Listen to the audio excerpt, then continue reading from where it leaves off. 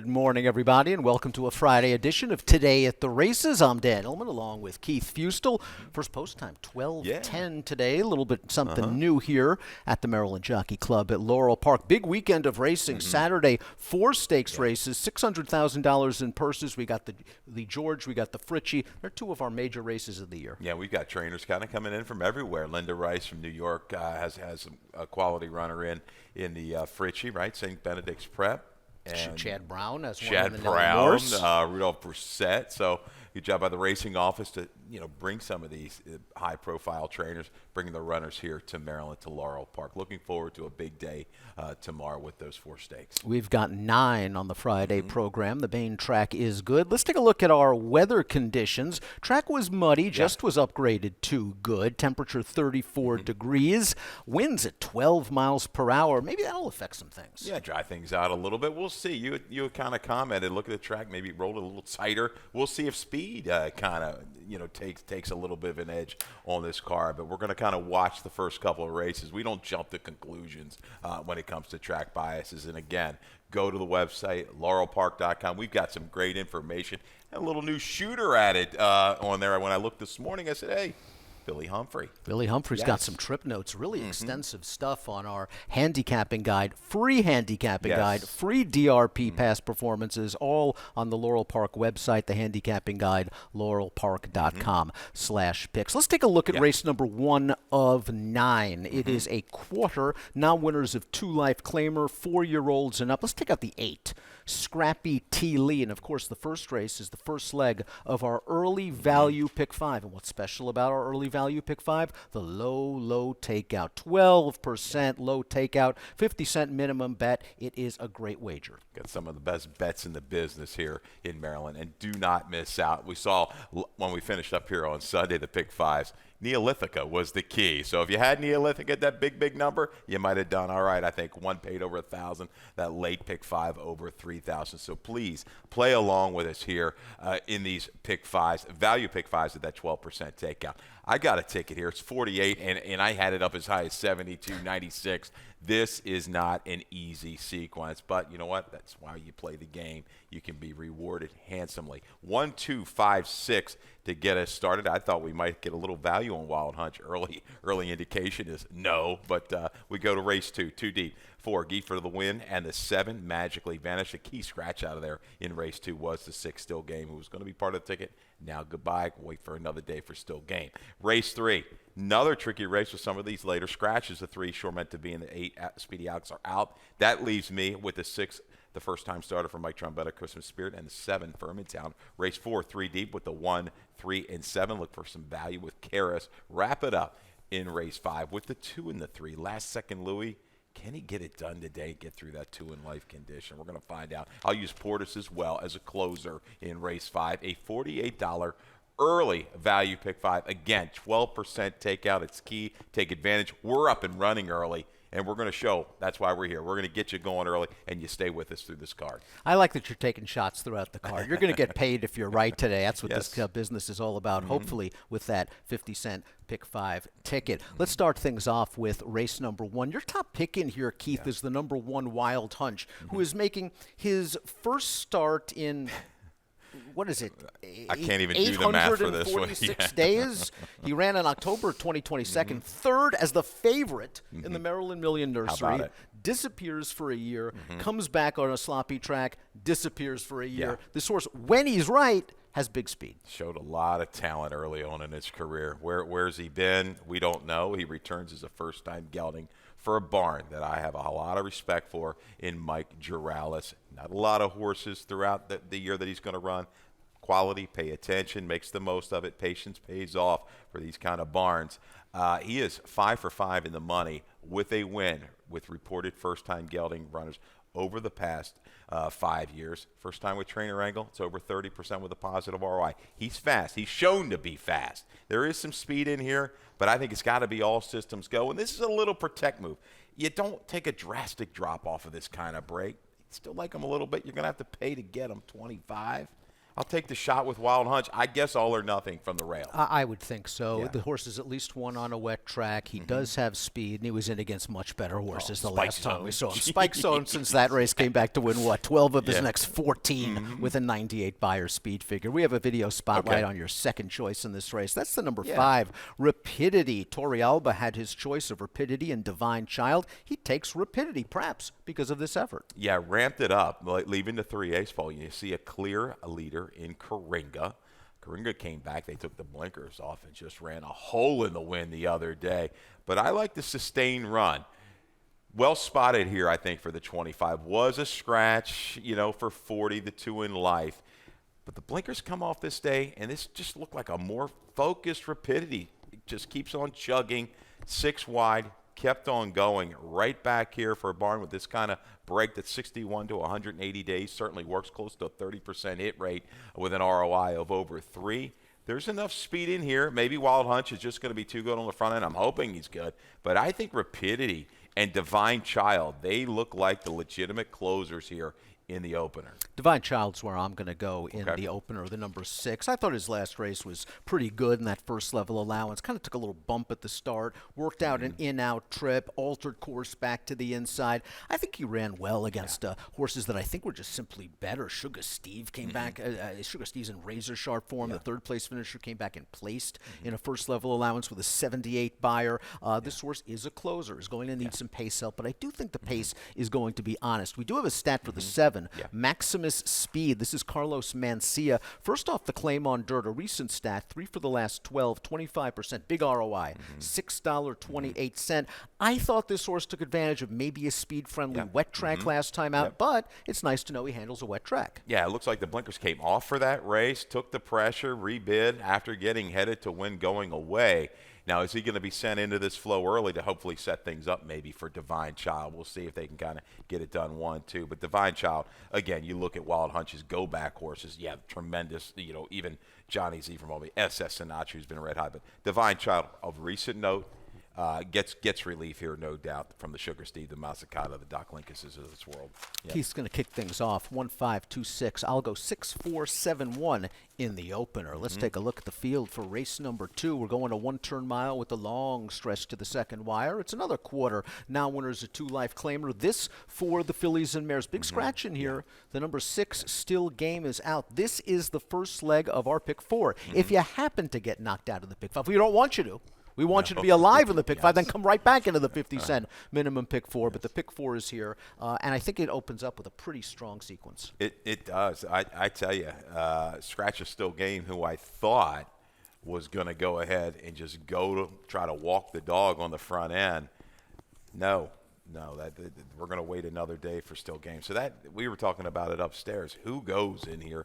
You think magically vanish? Let's go right to the video spotlight back from late June the 23rd to be exact, when this was made the debut for Rapoli and Brittany Russell, and just absolutely galloped for that $20,000 level, a $310,000 purchase. Yeah, just didn't fit Brittany's program. Brittany put her in, put this horse in for 20, where she could win, and boy, did she win. She's sitting second right now. She gets off the rail, and once Sheldon got her off the rail and said after Italian War Cry, the race is over, because she just rocket ships past Italian War Cry, and she runs up the score, winning by a country mile with a very respectable Beyer speed figure. She was claimed by the Frock Barn out of that race. She was listed as a vet scratch in the interim. We have not seen her in 7 months, but distance is her friend, and she does have tactical speed. If a stretch-out sprinter like What's Your Big Idea wants to go, I think Magically Vanish showed in that race. She'll be very comfortable sitting just off. I think with a rider like Torrealba in the clear in the shorter field, you're going to want to be fairly close. She's going to be able to escape really any trouble, I would think, from out there. Right. What's Your Big Idea? The 3, they take the blinkers back off. It's been a move that's been good for this barn. Last time the blinkers were off of this mare, she was able to kind of sit off the pace, make a run into it at 7/8 of a mile. What do you think she does here today at the 1-turn mile? Well, I mile? think she's just going to be a little bit closer to the pace, even with the blinkers off. I like that Lacey reclaimed this horse. Now, when Lacey had this horse earlier in her career, it was no blinkers. She wore a hood. We'll see what she comes out with here. But she exits a pretty good race. I mean, the runner-up came back to win with a 61 Beyer speed figure. She was listed as a vet scratch on January the 31st. Lacey does a good job, and this horse can be close to the pace. We both like horses coming in from Penn National. Talk a little bit about the 4, Give for the Win, who was wired by a runaway over what I thought was a speed favoring track. Absolutely. That's what I've got. Strong speed lean on the 19th of December up there in Grantville. And okay, turfed before that, right? And then you go back, Laurel, a belated run, and took actually a little bit more money than Still Game in that race. Showed a little bit of willingness late. And the race at Timonium, when protected off of that break, off the claim from June to late August, was a good race. Isabella's Glory, train, right? We know some other horses. Stick with the Colors was in there. So she kind of was in front of the right kind.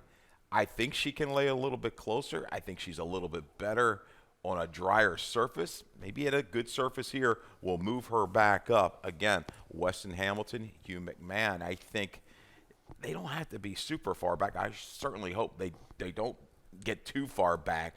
But you're also looking at another price. So I think we're going to try to look for some value in race 2. I know it's a shorter field, but Ballroom Eyes back against the girls today. Yeah, and against the boys last time out, but that was a field that you figured she was going to be very, very competitive with, especially when she was able to get the lead. It was another Penn National track that I thought was speed favoring, but I like the way she finished it off. She won that race very, very easily. She's relatively unexposed on dirt. She's only raced 3 times on dirt, and I do think she's tactical enough to stay within range, perhaps more tactical than what it seems on the PPs. But I got to get a price on Ballroom Eyes because this is a big step up in class. 2735 for me, 4732 for Keith. In race number 2, the kickoff leg of the 50-cent pick 4. Let's move on to race number 3. This is a maiden claiming event, 45 down to 36. Maryland breds can opt for the waiver. Big scratch, the 3, Sure Meant to Be, along with the number 8, Speedy Alex. This is one of our horses to watch race. On our handicapping guide, we have horses to watch, laurelpark.com/picks. Smuggler's Gold is one of those horses to watch, and let's take a look as why. Yeah, this was not the best of beginnings for Smuggler's Gold. The 3-year-old gelding by Golden Sense here, trained by Cal Lynch this particular afternoon, later January, just sandwiched, bumped, start, shuffled early, giving up a slew of ground, found itself 16, 18 lengths out of it by the time they hit the turn. Way out there. There he is. Wide, but I like the run here late. Ecumenical, we're going to see another video, I think, on that one later today, so we double up. But willingness to the wire, 7/8 of a mile, certainly seems like a good fit. Again, though, is he a little bit pace dependent? But you kind of go back, and there's not really anything proven in here. I think he can be within range by the time they hit mid-turn. He's always shown potential, this horse. And if you recall, in that last race, J-Rod had his choice of 2. This was the second call. The AE got in. J-Rod went with the AE. This time, J-Rod had his choice of 2. Smuggler's Gold in Furmantown, a horse that figures to take some money in this race, and he goes to Smuggler's Gold.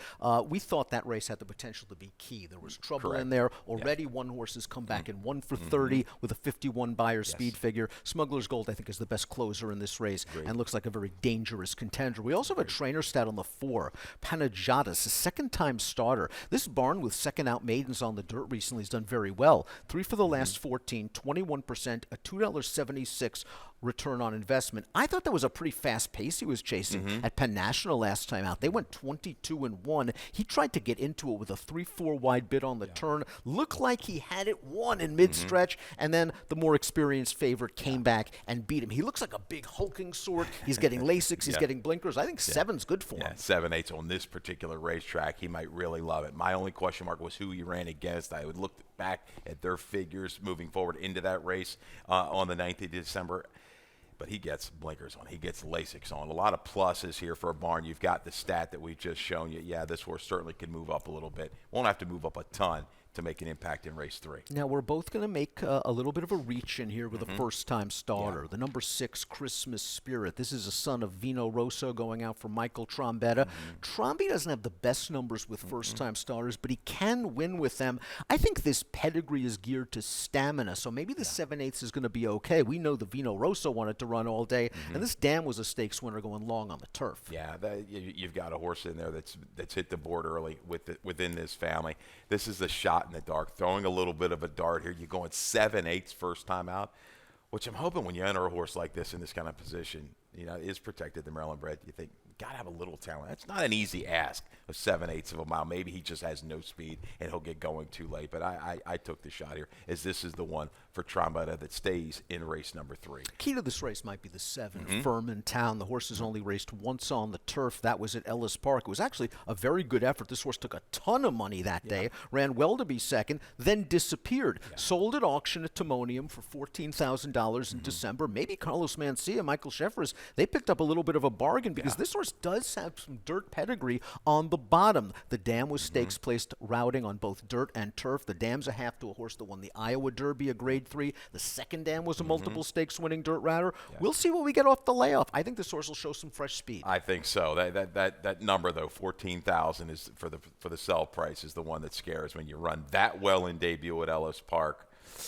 If you're going to strike, you better strike right back on the comeback, is what I'm thinking. And the early tell, they wanted J-Rod. Yes. So they had to tell a little bit of story there, I think, to try to attract J-Rod. I'll take a shot that this horse, they're ready to go first time back off the break, first time for the new connections. Looks like, if that's form transfers from the turf, that looks like the speed in race number 3. We're both going to go with the first-time starter, however, from the Trombetta barn. Keith's going 6-7, 5-4. I'll go 6-4, 2 and 5. Let's move on to race number 4. 5.5 furlongs. This is a 7,500 down to 6,000 beaten claimer. Note the rider change on the 2. Gabriel's Wing. Angel Cruz will take them out. This is the first leg of our 20-cent Chesapeake Pick 6 jackpot wager.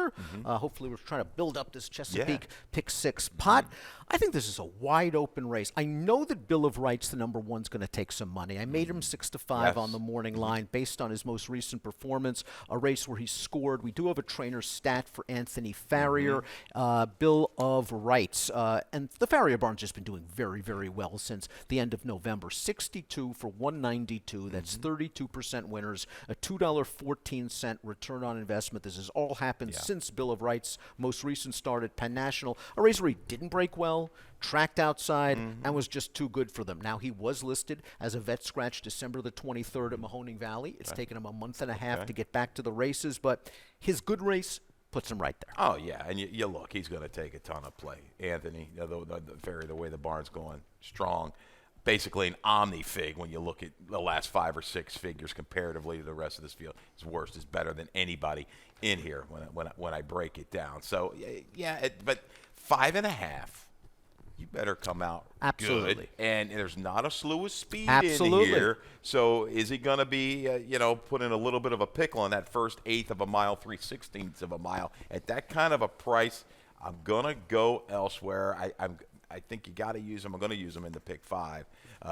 But I lean to a little bit of a price. You talked about early in the day. You're taking some shots, Keith. I'm taking a shot here with the 7. Karras, Weston Hamilton again here for Hugh McMahon. Hugh McMahon, I've got the last 30 days at Laurel. ROI over $5. It's been really, really good. It's a horse that's protected. Maybe he's protected off the break because turf is, around the corner, kind of. And this horse has shown the ability to run well on the turf. But I think Pudge Boy Palace looks like the speed. We got a bit on second. Bargaining power, yes, I think we'll go ahead and go. But Karras, I just got a hunch.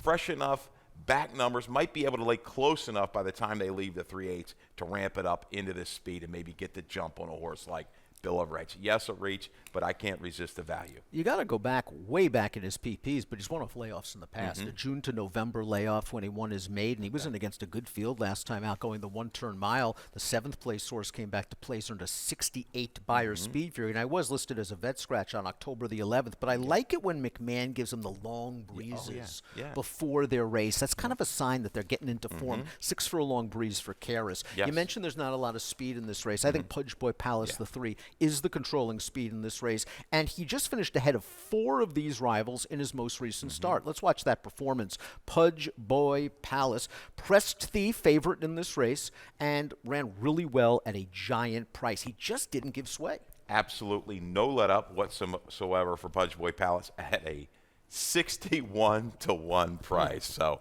unfortunately, we won't get anything close to that today. I mean, I think you've got him pegged right there, 7-2, 3-1 range. He's going to go out there with a good break. Lugo gets this one involved early. Sunset Town was a horse, and he's been holding pretty good form. I liked Pudge Boy Palace the other day at a mile. Scratch to go here, 5.5.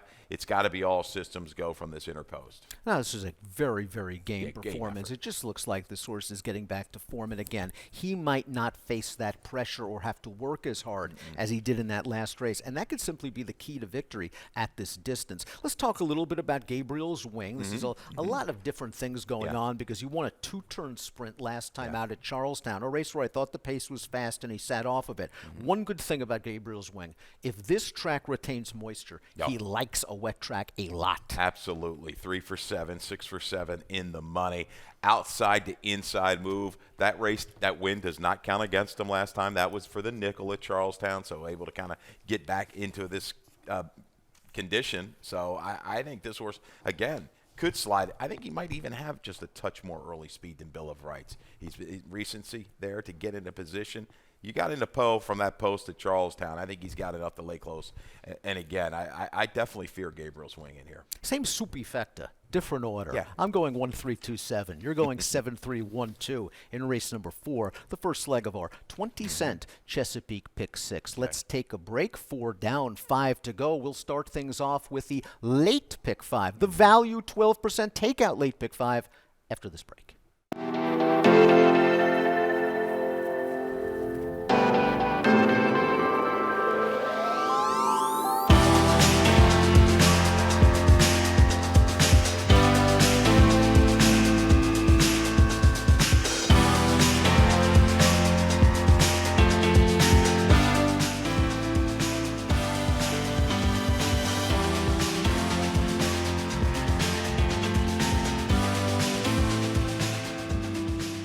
So today at the races, 4 races down, 5 to go. That means it's the kickoff leg of the late Pick 5. Let's take a look at the field for race number 5. We're going a 1-turn mile, 12-5 down to 10. Now winners of 2 life. Take out the 1, twice gold, part of the coupled entry. The 5, no more business, who was going to be returning off of a long layoff. And the number 9, the Heights. Again, it is the first leg of our late value Pick 5, 12% low takeout. Carryover potential in this late value Pick 5. Mackenzie Pfeiffer, I believe, has a ticket for us.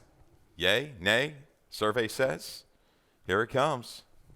Boom. Mackenzie's going to go 2 and 3 in the opening leg. Last second, Louis, she's got faith. Okay. Portis as well, the closer. I think you like both of those horses. Yeah, you got the speed and the closer. No. Race 6, she's going to go the 6 and the 9. A little spread in race 7, 3, 5, and 7. Race number 8, Mackenzie's going to go with the 1 and the 5. That's a really fun little race. I think there's some talented horses in there. And then we're going to close things out with race number 9, the 5, Flatbed Ford, the 6, Tough Luck, and one of our horses to watch on the handicapping guide, Aikman's Audible. $36 ticket for a 50-cent minimum. Bet the late value Pick 5 here at Laurel Park, 12% takeout. It's a very horse player friendly bet. Race number 5, you like the 3 in here, and that is Portis. We talked about Portis potentially being the best closer in this race.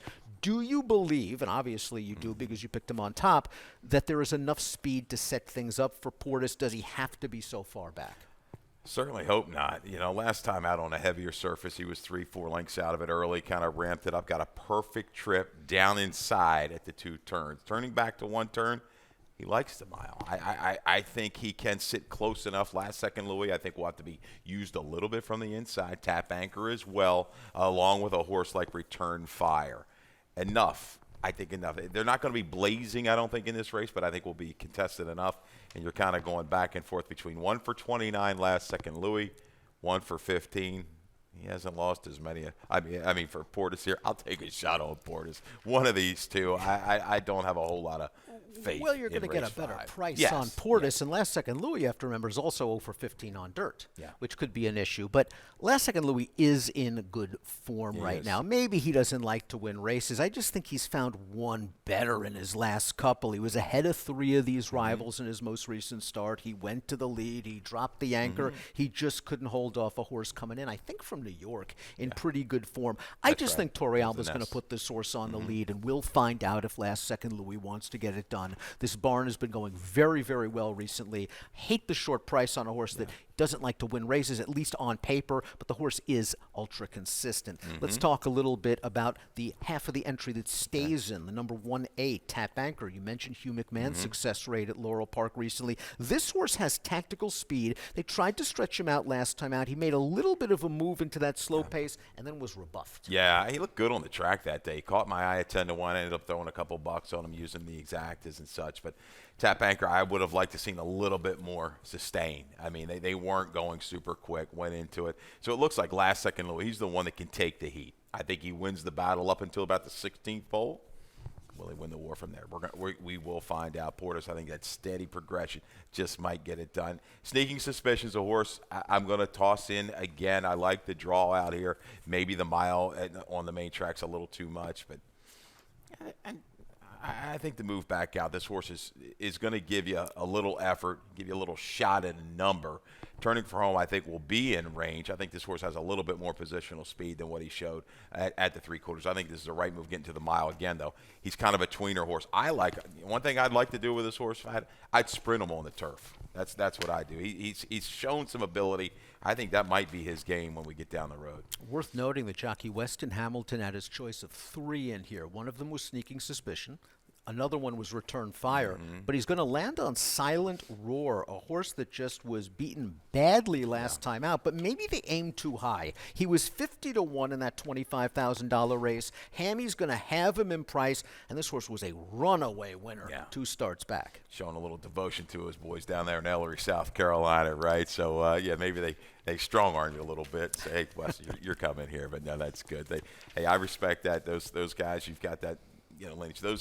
They've been good for a long while, the whole Hamilton and then Weston down there. So that's good to see him riding for Hammy. Race number 5, Keith's going 3, 2, 1A, and 8. I'll go 2, 1A, 3, and 8. First leg of the value late pick 5, 12% takeout. Let's move on to race number 6, 3/4 of a mile. This is a nice second level allowance with a $40,000 claiming option. It stays intact. We've got a tepid 3-1 favorite from the Russells, the number 6, My Flicker. This is the first leg of the late 50-cent pick 4, and this is a race where even though the Russells have the favorite and they're going very well as always, I think you could spread in this race. I think you have to spread, and I think you've got My Flicker at 3-1 on the line. You've got to demand a little value in race number 6.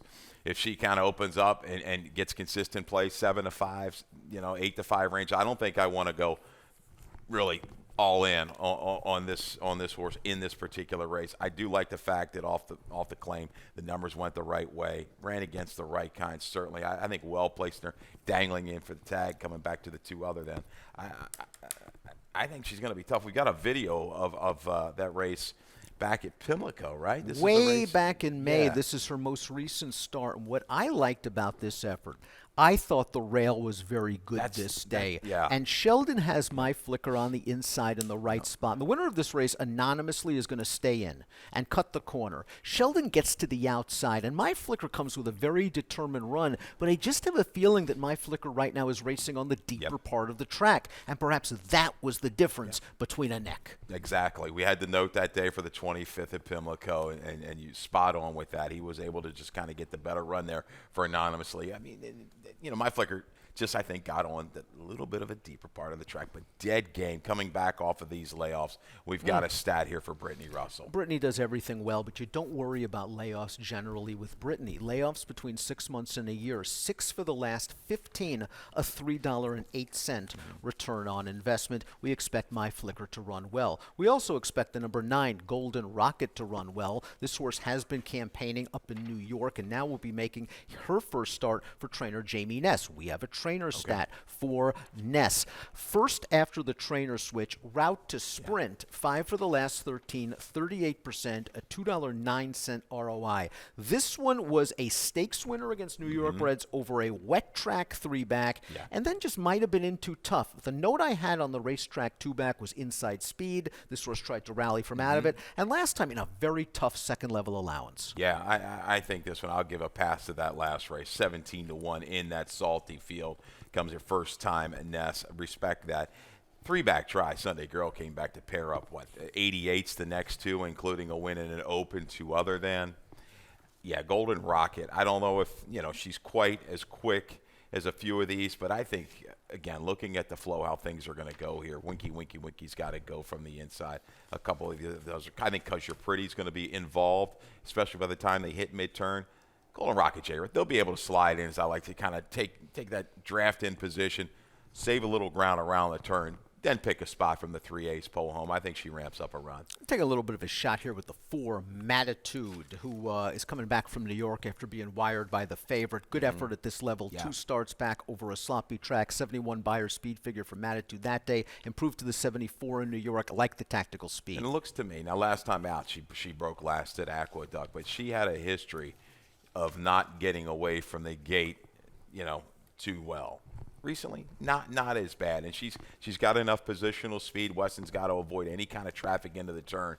If he does, I think he's going to get a nice little covered up trip around the turn and then work it out from there. I'm going to go 4, 6, 8. Keith's going 6, 9, 8, and 2 in race number 6. Let's move on to race number 7. Second division of this 45 down to 36 maiden claimer. Again, Maryland breds can waive the claiming price. 8 in here. We've got a Brittany first-time starter, the 7 Chesapeake Dream, 2-1 morning line. This horse obviously has pedigree, hard spun, half to a debut winner, solid-looking work tab. Yeah, let's go right to the stat as well. We've got a stat for Chesapeake Dream trainer Brittany Russell. There you go. First-time starters on the dirt. 7 for the last 12, 58%, 323 ROI. And also, I've got a little note to add to that. BTR 7 for 20 with the first-time starters at 7/8 of a mile recently. 35% strike rate with an ROI at 250. Talking about when you got to get horses ready for 7/8, they've got to usually have a little bit of ability. This one, kin to Sky Victory, who galloped in debut at Delaware, should be ready and catches. When you're looking on paper, maybe not the most, I don't would say talented, but I mean, catching the right kind of field here in debut is Chesapeake Dream. But sometimes experience counts. Yes, it does. And the 5 Ecumenical is a horse that we've been watching a little bit, and we do have a video spotlight for Ecumenical's most recent start. This was his first start off of an October layoff, and Ecumenical did not get away to the greatest start at all. Brushed at the break, even almost a little bit of a slight bobble off strike. Then gets put up in between horses early into this flow to 22-1. Has to take back.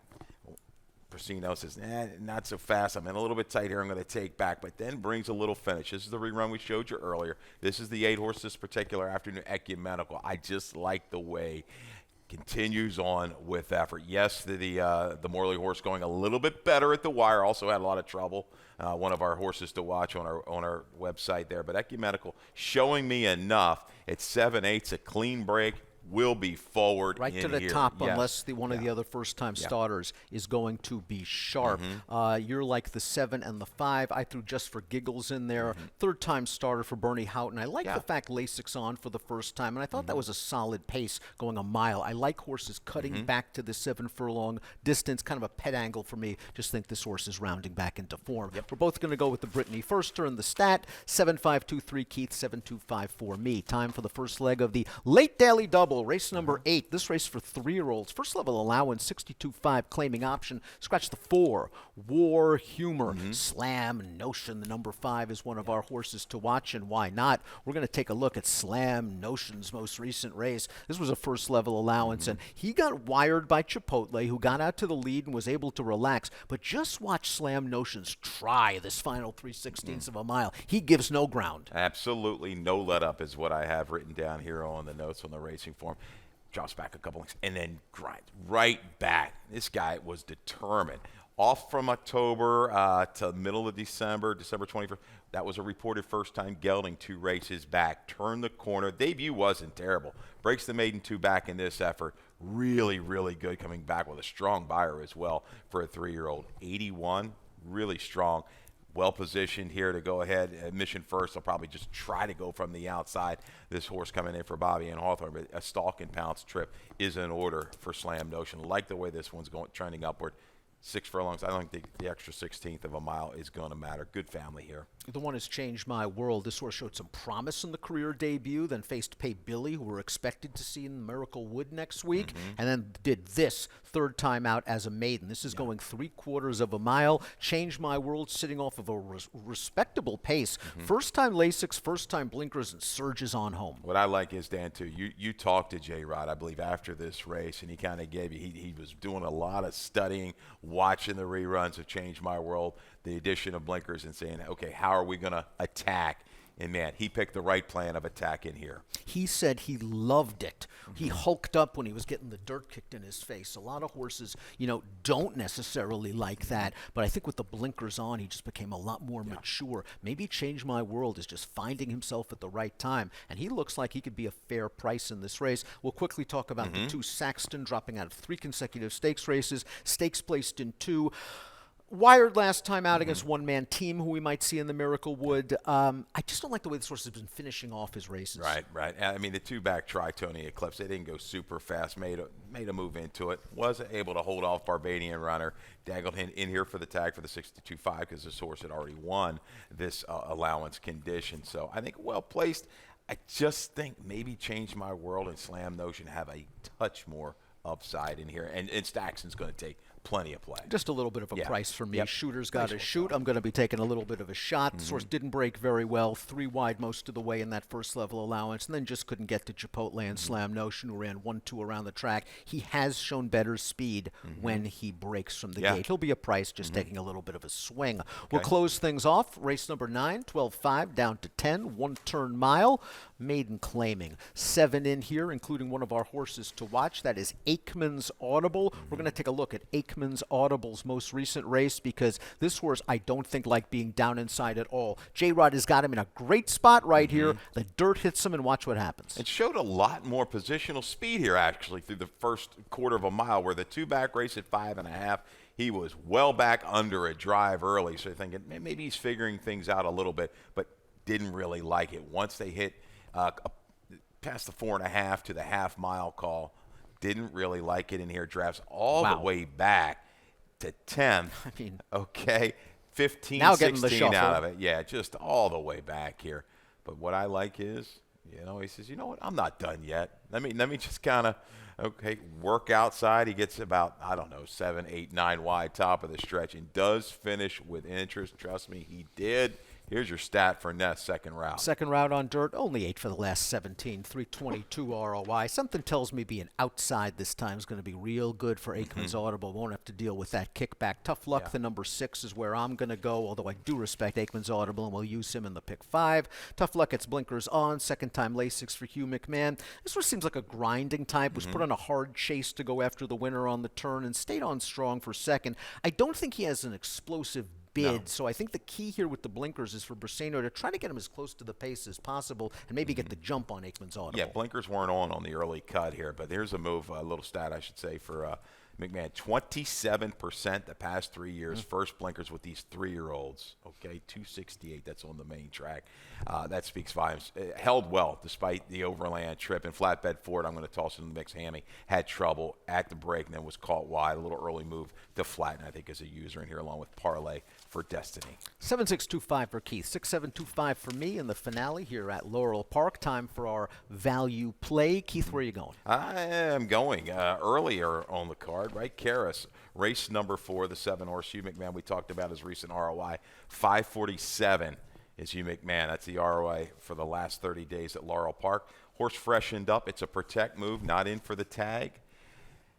Hasn't shown the speed that maybe I'd like to see going 5.5. I just got a hunch, a half in 51, but then that nice 3/4 of a mile workout in 14 and a tick maybe.